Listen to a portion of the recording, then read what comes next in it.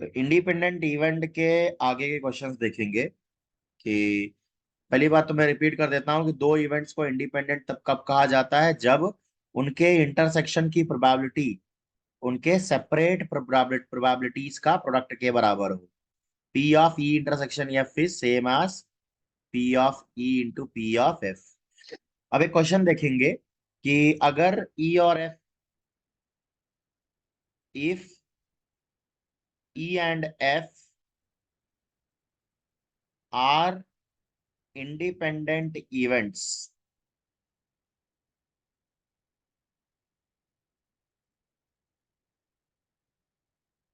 then so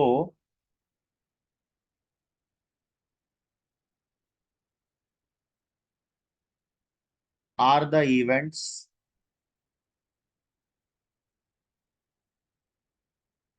E and F prime।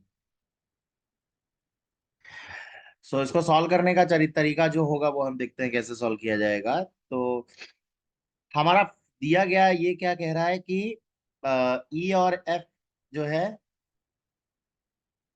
Independent है।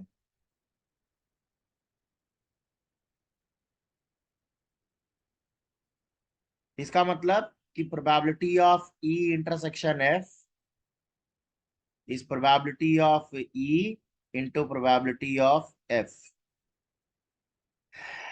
अगर मैं ध्यान से देखूं तो ई को लिखा जा सकता है, प्रोबेबिलिटी ई को लिखा जा सकता है ई इंटरसेक्शन एफ यूनियन ई इंटरसेक्शन एफ प्राइम।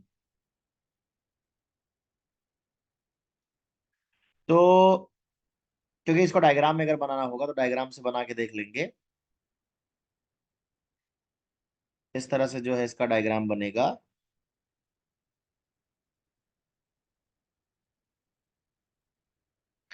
तो वेन डायग्राम से देखा जाए तो हमारा जो ये है ये E intersection E prime intersection F prime में वाला रीजन हो गया। ये ई है, ये वाला, और ये वाला एफ है। और ये देखा जाए तो ये E intersection E prime intersection F है, ये ई इंटरसेक्शन एफ प्राइम है, और ये ई इंटरसेक्शन एफ है। तो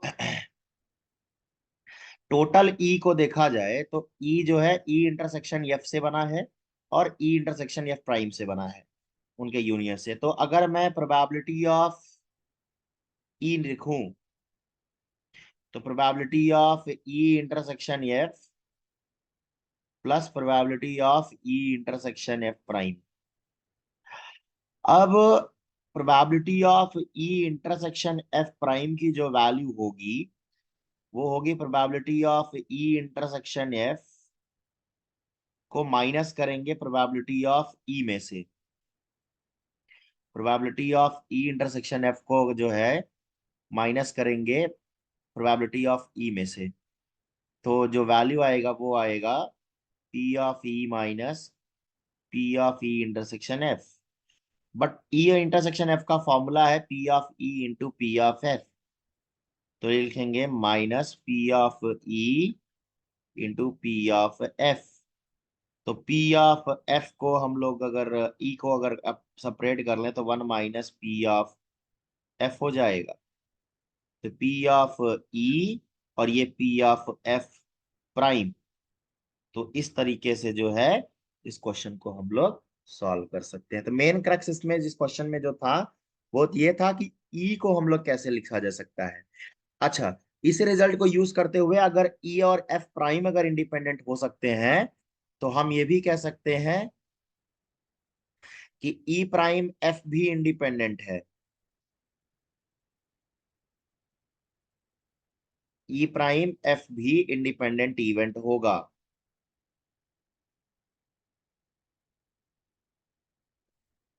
मोर ओवर दो के दोनों भी इंडिपेंडेंट हो सकते हैं।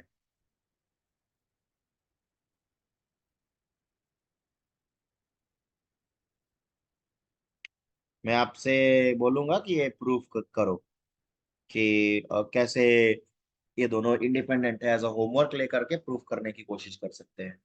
नेक्स्ट नेक्स्ट क्वेश्चन करेंगे।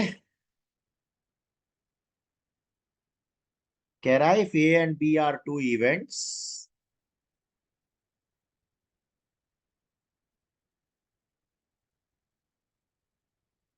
independent,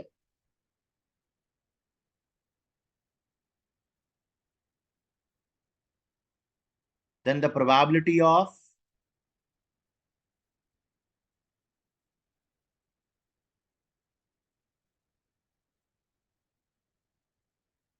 occurrence of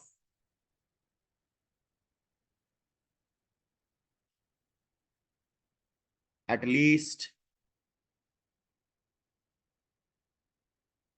one of A and B is given by 1 minus P of A complement P of B complement. So simple. Probability of at least of one of A and B, तो इसका मतलब probability of A union B. तो probability of A plus probability of B minus probability of A intersection B.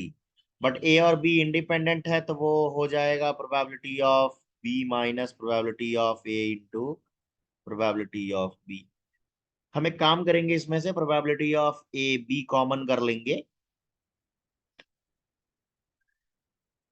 ये हो जाएगा 1 minus probability of ए, और ये हो जाएगा probability of A plus probability of B into probability of A complement.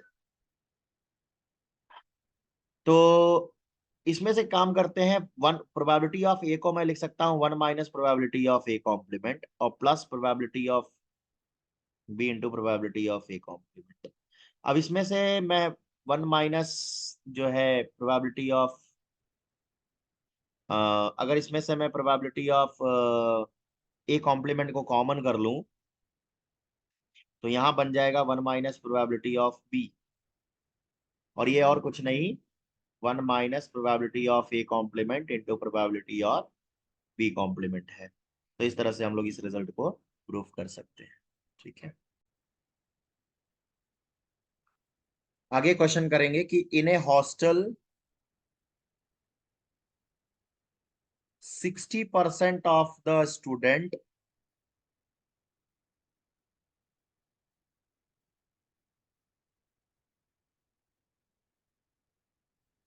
Read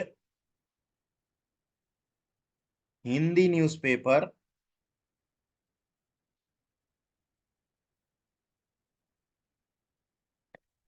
40% read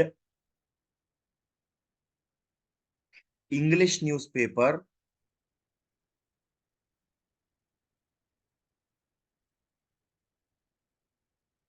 and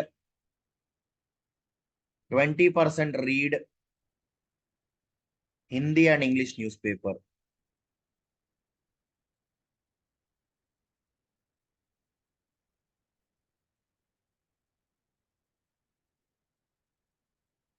A student is selected at random.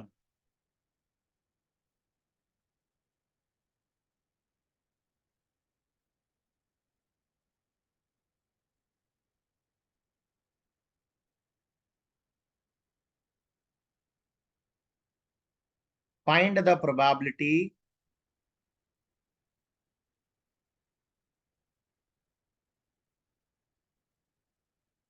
that she neither reads Hindi nor English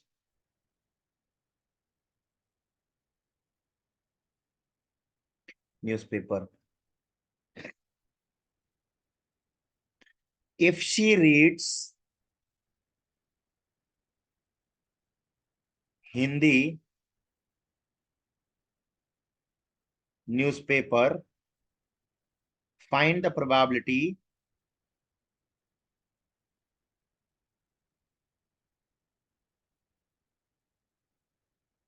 that she reads English newspaper.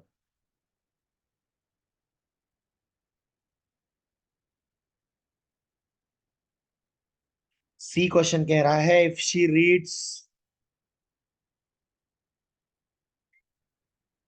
English newspaper find the probability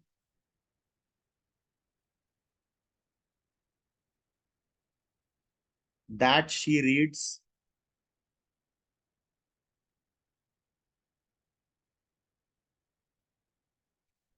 Hindi newspaper.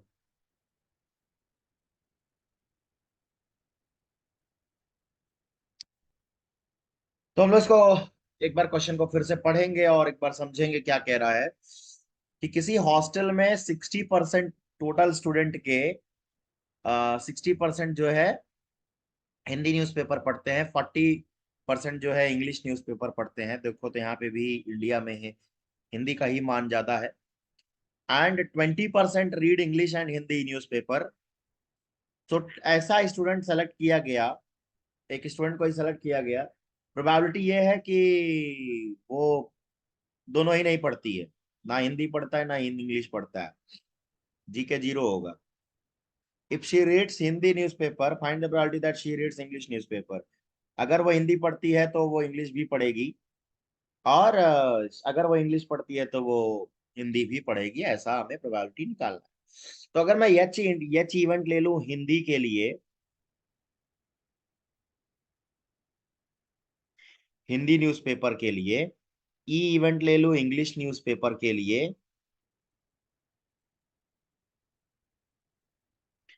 तो probability of H जो है 60% है। तो इसका मतलब 60/100, 3/5। Probability of English जो है 40% है, तो 4/40/100, 2/5। दोनों का इंटरसेक्शन जो है 20% है, इसका मतलब 1/5। तो पूछा है कि प्रोबेबिलिटी ऑफ, ऐसा कह रहा है कि find the probability that she neither reads Hindi nor reads Hindi news English newspaper. ना वो हिंदी पढ़ती है ना वो इंग्लिश पढ़ती है। इसका मतलब हमें निकालना है probability of H complement union E complement. तो हमें निकालना होगा 1 - probability of E union H. इसका मतलब 1 - probability of H, probability of E, और probability of E intersection H. तो 1 - प्रोबेबिलिटी ऑफ ई जो है 3/5 + 2/5 - 1/5। तो 1 - 3 + 2 5 - 1 4/5। तो 1/5 आ जाएगा। दोनों ही नहीं पढ़ने का जो तरीका है वो 1/5 आ जाएगा। अब वो कह रहा है कि probability that if she reads Hindi newspaper, तो probability that she reads English newspaper as well. तो ये कह रहा है कि अगर अगर वो हिंदी पढ़ती है तो इंग्लिश भी पढ़ेगी, मतलब ई गिवन एच निकालना है। तो probability of E intersection H upon probability of H. तो इसका क्वेश्चन का जो आंसर आएगा वो आएगा 1/5 अपॉन 3/5। तो 1/3 आंसर आ जाए। अब कह रहा है कि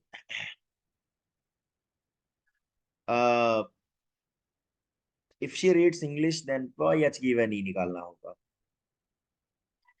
तो एच गिवन ई का मतलब है probability of E intersection H upon probability of E. और तब ये 1/5 और 2/5, तो 1/2 आंसर आ जाएगा। तो इस तरह से जो है इस क्वेश्चन को हम लोग सॉल्व करेंगे।